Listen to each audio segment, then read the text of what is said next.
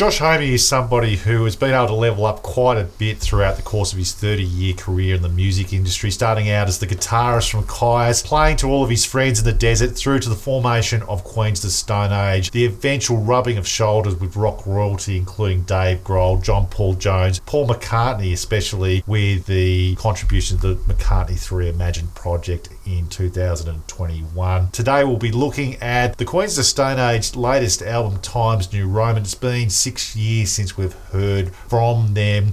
In between, Homme has gone through quite a bit of turmoil. There's been an ugly divorce. He's gone through a bout of cancer, as well as seen the passing of former bandmate and good friend Mark Lanegan from the Screaming Trees, who also contributed to a number of the early Queens albums. Hello to you, Al. Welcome to the show. I'm a massive fan of Queens of the Stone Age. I know you're not quite as big a fan as myself, but was interested to hear your initial thoughts on this particular record. Yeah, g'day, mate. Very much looking forward to a discussion today. It has been 6 years since their last album, and let's be honest, mate, this is a pretty intense and brutal kind of listening, and I know you're a massive fanboy, so in terms of my initial reaction was it was a pretty intense kind of listen. It's not going to be dinner party music, but what I found was that by the end of the album it was quite enjoyable, actually, if you've got the time to actually sit down to listen to an album from start to finish and really understand where Josh is in his life. I mean, he's recently turned 50, as you mentioned. He's gone through some turmoil, and of course his very close mate Taylor Hawkins as well to add to the mix of turmoil. But the public divorce, mate, that was also gets a fair bit of airplay in terms of the lyrics aimed towards at his frustrations and anger there. There's a few tracks to talk about here, mate, but in terms of initial reactions, you are the fanboy of the Queens of the Stone Age, mate. Where are we at in terms of your reaction? I absolutely love them. I love Kyuss as well. I've been a fan for a number of years, but I was listening to this and I always felt a little bit disappointed when I first listened to it. It was a little bit like yourself. I heard Emotion Sickness, which came out, which I think is one of the best Queens of the Stone Age songs that I've actually heard. It's probably for one a fair of the best while, songs I've heard. For a fair while, but it's probably one of the best commercial rock tracks, commercial grade rock tracks in probably the last 5 to 10 years. That's how I rate it. So, but I listening to it, probably wasn't so impressed, but a second and third listen, you did feel as if the album did reveal itself a little bit more. So there was tracks there that, so probably one example is Made to Parade, where it was almost like a shitty Cream blues song, which sort of, I mean, a lot of those songs tended to go nowhere. I'm sure that there'll be people who can say otherwise, whatever, but it revealed itself. So eventually it resolved itself, and there was just a really nice coda to that song, and you sort of really discover that after subsequent listens to it. So I would suspect that this album, in terms of where it ranks with other Queens albums, I think that it's probably in the mid-range. I don't think it's certainly their best album, but I don't think they've actually had a bad album. So it's sort of in this middle pack of albums, but was overall pretty impressed. I think Queens of the Stone Age have got a fairly consistent track record with albums. Now, after going through that initial listen, and I guess before we get into the meaty business of ratings, etc., was interested in your top 3 tracks. What would you come up with? Yeah, my top 3. I've started at Emotion Sickness, and I agree with you. Since No One Knows, it's probably their most potential commercially successful song. It's potentially radio friendly. It might be a question that we ask later in the show, but for me that's my probably favourite track off the album, followed by Carnivore and then What the People Say. Now with the track what the track Carnivore is really interesting. I think his voice has almost a Bowie-esque kind of sound on it. Yeah. What are your thoughts on that, mate? I kind of listened to it a couple of times and I kind of thought, geez, it's interesting. His voice really does. I like his voice. I really like his voice. I mean, it's funny. When he was in Kyuss, he wasn't the lead singer of Kyuss. He was the guitarist, and he's always had a guitar expertise to him. But his vocals are really exceptional, and he's been able to prove over, I guess, the course of his career that he's got various levels. So he can go the falsetto. One of the things I would love to hear, and I just want to throw it out there, and please let us know in the comments.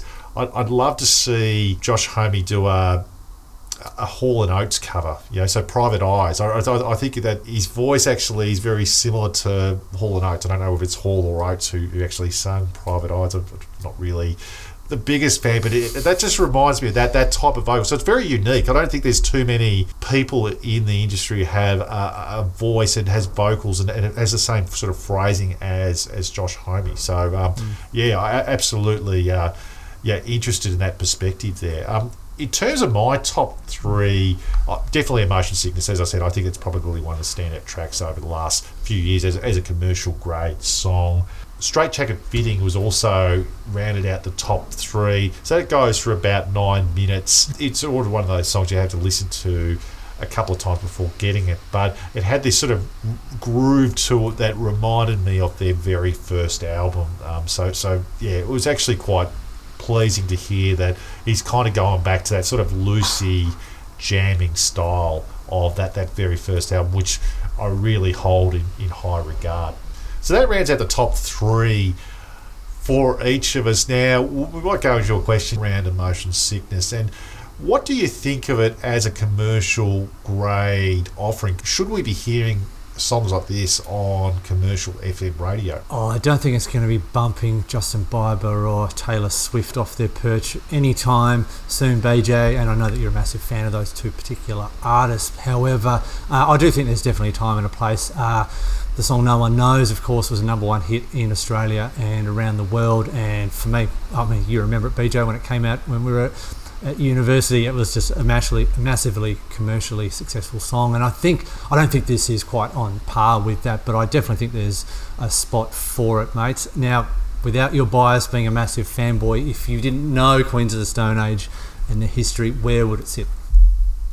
Well, I guess where I see it, I don't certainly put it in the spectrum of Justin Bieber. It is a spectrum, isn't it? But I do put it in that sort of rock category. There hasn't been a lot of rock tunes that I can remember being played on radio in the last 10 or so years, and this is sort of where people are saying, well, rock's sort of dying. I don't think rock is necessarily dying. I just think that it's gone into a bunch of niches that and people are listening to those niches on Spotify now and not necessarily commercial FM radio. But I kind of feel that it has a vibe that fits into some of those classic tracks that you do hear on the stations.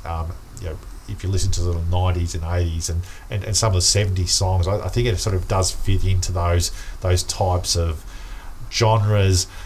If it was released, I think in those times, I do feel you'd probably be hearing it, on certain stations, of course. Not of course the stations that play your Biebers and the like, but I don't know. I thought it was pretty good. I'm not expecting it to be played on those stations, by the way, but I think it's an interesting question that we just don't hear enough of more modern tracks these days, and especially tracks that are probably worthy. Okay, so without further ado, out of 5 stars, what are we going to give this album? Yeah, look, I'm going to give it a 3.5, mate. It's a pretty solid album in terms of where the band are at, in particular where Josh is at in his life, and that's reflected in both the lyrics and the pretty intense listening, which is the music. So it's a 3.5 for me, mate. I'm going to give this 4. So I think that it's probably in the mid-pack of Queens of the Stone Age albums. It's not their best one, but they really haven't got bad albums, so to speak. So I think it's in that range. I was very always interested to hear what he has to say as a musician. So I'm giving it 4 stars. Very good to listen to. So that is our review of In Time's New Roman by Queens of the Stone Age. That wraps up another episode of Indie Miners. Please look to subscribe to the channel, follow us on Twitter, and let us know if there's an album you would like us to look at. So until next time, bye for now, and thank you for watching.